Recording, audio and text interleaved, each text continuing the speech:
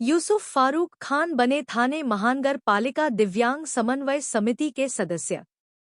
NCP Ajit Dada Pawar गट के नेता नजीब मुल्ला ने अपने मुंब्रा कौसा दौरे के दौरान किया यूसुफ फारूक खान का सत्कार और उन्हें बधाई दी। वहीं मुंब्रा शहर के कई दिव्यांगों ने भी यूसुफ फारूक खान के कार्यालय पहुंचकर उनका सत्कार किया। हमारे संवाददाता जाहिद शेख ने उनसे बात की, सुनिए क्या कुछ कहा यूसुफ फारूक खान ने।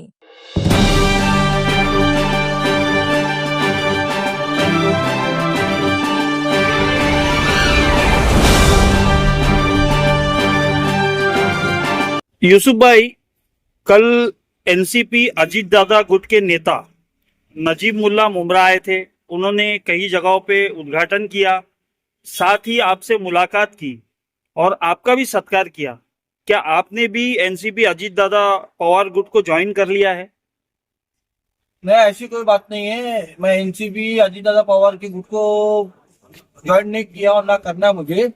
ये सिर्फ उन्हें जब ये इस बात की मालूमात मिली कि मुझे थाने महानगर पालिका ने दिव्यांग समन्वय समिति पे एज ए मेंबर बोल के लिया है, तो उन्होंने मुझे मुबारकबाद दी और मुझे इसी तरह का काम करने के लिए नजीबुल्ला साहब और उनकी टीम ने मुझे बधाई दी और कहा है कि इसी तरह के आप काम करते रहे माजूरों के लिए और हम आपके साथ हैं। इसी तरह के मुझे बहुत सारे लोगों ने कल बधाई दी, हमारे दिव्यांग भाइयों ने भी बधाई दी और हमें कहा है कि आप आगे बढ़े, हम आपके साथ हैं।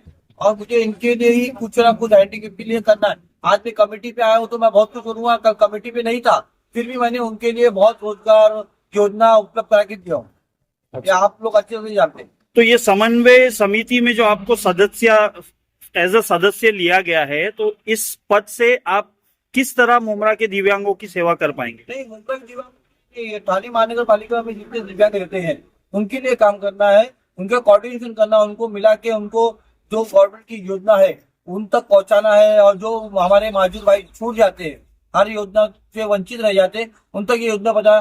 सबसे पहला अहम तो मेरा मुद्दा यही रहेगा कि ये हमारे दिव्यांगों को भिखारी ना बनाए।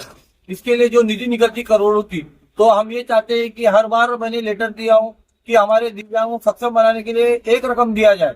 एक रकम मतलब एक साथ एक रकम दे दो और आप उनको बोलो कि आपको अभी इसके बाद में कोई योजना नहीं मिलेगी। एक 4-5 लाख रुपया अगर वो हैंडीकैप को दिया जाता है करोड़ों में से, तो वो हमारा हैंडीकैप कैपेबल हो जाएगा, सक्षम हो जाएगा। इस तरह से आज हैंडीकैप के नाम पर आज अधिकारी कैपेबल हो रहे हैं और ठेकेदार कैपेबल हो रहे हैं। अभी आप देखेंगे दिव्यांगों के लिए ये लोग बाथरूम बनाते, कहीं 14 लाख का 21 लाख, वो आज वो 14 लाख वो खंडर बने हुए हैं।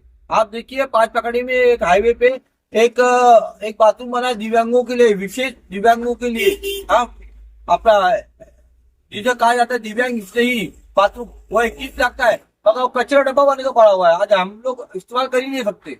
इसी तरह से हमें फिर इस पे निगरानी रखने के लिए कमेटी बनाई गई है कि अच्छा काम होना चाहिए। इसकी हम बहुत पहले से मांग कर रहे थे और हमने एक और मांग किया है कि हमारे दिव्यांग भाइयों को राजकीय आरक्षण दिया जाए, जिससे कॉप दिया जाए, जैसा कॉप दिया जाता है, कॉप डॉक्टरों को दिया जाता है, इंजीनियर को दिया जाता है, वैसे हैंडीकैप को भी एक रिजर्व रखा जाए राजकीय पॉलिटिकल में। तो हमारे सुप्रीम कोर्ट में इसके लिए हम लोग की लड़ाई चालू है।